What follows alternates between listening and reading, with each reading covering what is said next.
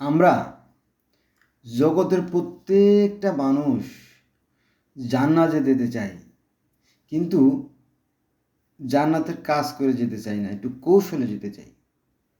কিন্তু আমি আজকে আপনাদেরকে কোরআন শরীফে দেখাবো। কোরআন শরীফ থেকে মোট 120টি আয়াত থেকে দেখাবো যে জান্নাত মূলত কাদের জন্য সৃষ্টি করা হয়েছে এবং কারা জান্নাতে যেতে পারবে। কোরআন থেকে চলুন শুরু করি। বিসমিল্লাহির রহমানির রহিম। সূরা আল বাকারা আয়াত নাম্বার 62। যারা বিশ্বাস করে এবং সৎ কাজ করে তাদের জন্য জান্নাত, হোক সে ইহুদি, খ্রিস্টান অথবা সাবি। সূরা আল বাকারা আয়াত নাম্বার 62। এবার আসেন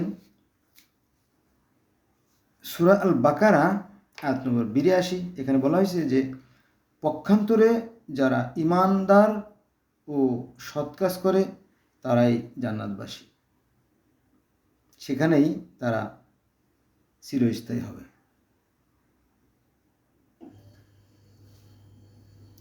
সূরা আল বাকারা আয়াত নম্বর 158। যে স্বতঃস্ফূর্তভাবে সৎ কাজ করে তাকে আল্লাহ পুরস্কার দেন, তিনি সর্বজ্ঞ। সূরা বাকারা আয়াত নম্বর 184।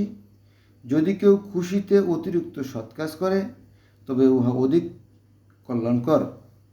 সূরা আল ইমরান আয়াত নম্বর 110। তোমরাই শ্রেষ্ঠ দল, মানব জাতির জন্য অভ্যুত্থান হয়েছ, তোমরা সৎ কাজের নির্দেশ দাও আর অসৎ কাজ থেকে বিরত করো। সূরা আল ইমরান আয়াত নম্বর 172। যারা সৎ কাজ করে ও সাবধানে চলে তাদের জন্য রয়েছে পুরস্কার। সূরা আল ইমরান আয়াত নম্বর 172। যারা সৎ কাজ করে ও সাবধানে চলে তাদের জন্য রয়েছে পুরস্কার। সূরা আন-নিসা আয়াত নম্বর 57 অর্থাৎ 57। আর যারা বিশ্বাস করে ও সৎ কাজ করে তাদের জান্নাতে প্রবেশ করানো হবে। এভাবে আমি 120টি আয়াত আলোচনা করব। এটা হচ্ছে প্রথম পর্ব। ধন্যবাদ সবাইকে।